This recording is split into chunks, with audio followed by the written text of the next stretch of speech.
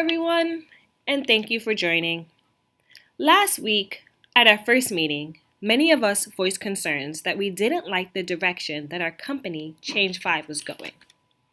We said things like, any more changes will lead to department downsizing. New initiatives and ideas in our company will never last. The executive team won't support our ideas, and this meeting is an entire waste. And so first I want to say thank you for joining us again. And these are all strong and valid concerns. After the meeting, I thought about what everyone said. And I want to say, I hear you. So before we start today, I think it's important to discuss why we are here. As we know, Change 5's competitive advantage is to provide a quality product for our customers and an innovative work environment for our employees. And we do this through open feedback and communication across all teams. So our work here is not going to downsize any part of the company. I don't think that there is a better team available that can multitask as well as this group here.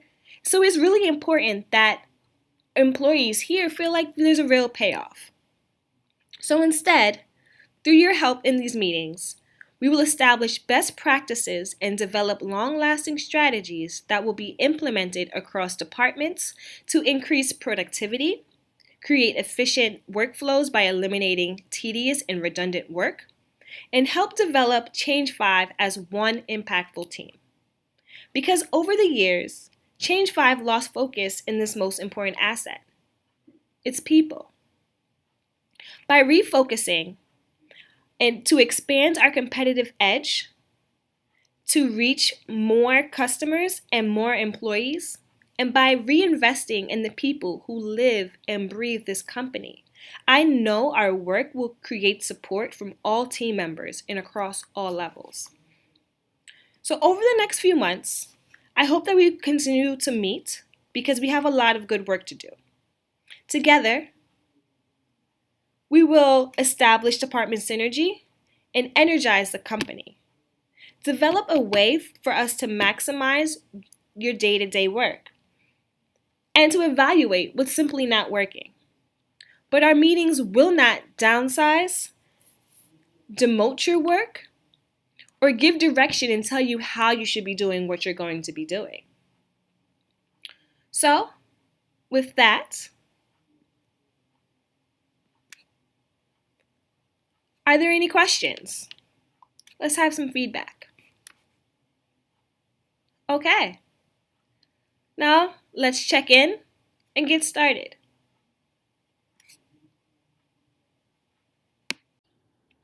Good morning, everyone. As many of you know, I've been meeting with the team of Change 5 employees for the past few weeks with hopes of gaining better understanding of the company. At first, this was difficult, but this week I made strides in gaining trust from the team. And so we were able to move forward and identify key reasons as to why there is little commitment to the organizational changes suggested by the executive team. This team identified that there possibly is a lag in production and a decline in employee engagement, a lack of support across the teams and departments, and lastly, a disconnect between management and employee goals. Simply put, executive decisions aren't realistic to the performance of the employees.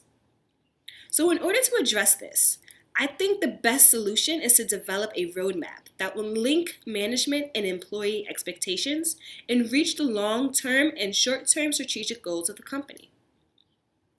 So how can we do this? This can be established through Lean Six Sigma training.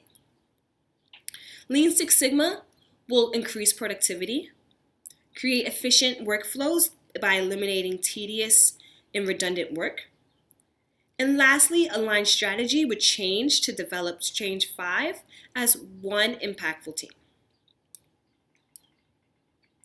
And if we're successful, Lean Six Sigma will also lead to a higher performing organization. But this is important to note that this process won't happen overnight. And in order to do this, we will need the help of every person in this room to achieve and sustain the change that we're looking for. To make things manageable, We'll establish milestones for results and learn how to pick promising strategies that will yield the most impact in the least amount of time. Our lean process will also help place the focus back on the employees and help develop new rising stars within our organization. We've already secured funding and the work can be done in-house. So let's begin to evaluate and implement this training.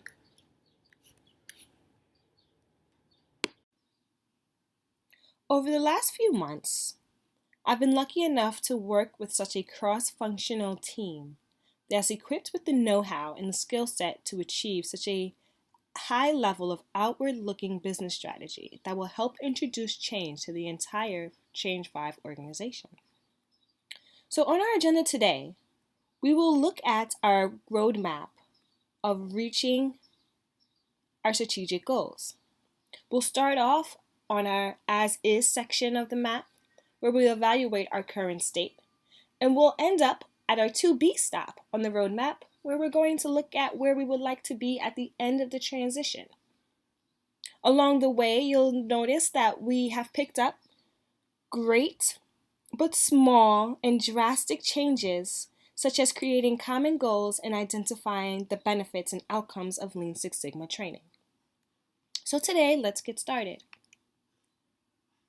Our as-is or current state of Change 5, we'll remember that we actually came together as management in our pilot group to establish a few changes that we needed to address, such as a lag in production due to a lack of employee engagement, lack of managerial support throughout the company, and a disconnect between management and employee goals.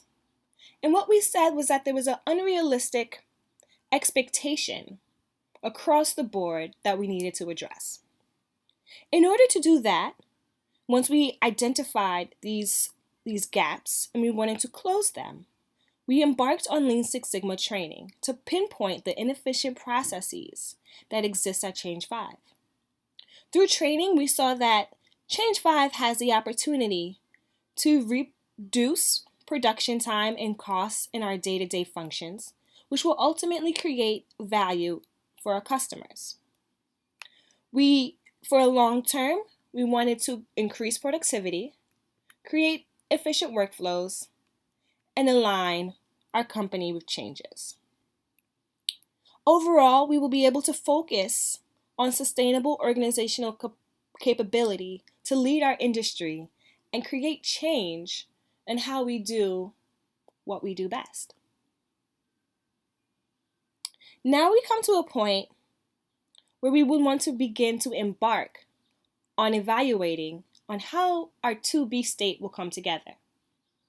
Today, we'll look at our learning-oriented code of conducts, which will really help us understand how each employee of the organization will play a role in ensuring that our change is sustainable over time. We'll also do this by creating a checklist for change that anyone can use during this change process to make sure that we are staying focused and that we are understanding our final goal. And lastly, of course, feedback and suggestions. Our code of conduct. First, to create a time of reflections, where we would ask ourselves, if I was the CEO, would I accept Change 5 as is, or would I want to make significant differences within the company? We'll redistribute governance, where everyone has the power and decision-making capability to take control of their job. Learn other business units, to take the time to demystify other units and to break out of our silos. We can all learn from one another, and there are tools available at Change 5 to develop practical business skills that can be transferable throughout the company. Focus on actions and results. By being focused on actions and results, rather than hierarchy of leadership, we will all benefit from the advancements that ultimately will put Change 5 at the top. Engage in effective listening. Effective listening will develop organizational confidence in the work that our team will actually perform. And lastly, be consistent. As we perform day in and day out, we must think about our actions. Is our work consistent with the strategy and the goals of the company? This type of consistency will actually support and develop impactful transformational teams. So before we go any further, let's check in. Is there any feedback? We've had such a great session today. And to close, I think it would be best if we had a checklist that we can follow while going through our change initiative. This checklist can be used by all employees across teams and disciplines and enrolls to ensure that we as Change 5 employees are living the changes we wish to see. While we go through the next few months, as a part of our reflection, ask yourself, am I consistent with the goals and strategies that we've created? Do I have realistic expectations on how fast these changes should be happening? And I myself a champion of change? And lastly, do I have a network of support that can help me stay on track and stay focused as we accomplish new milestones and unit goals?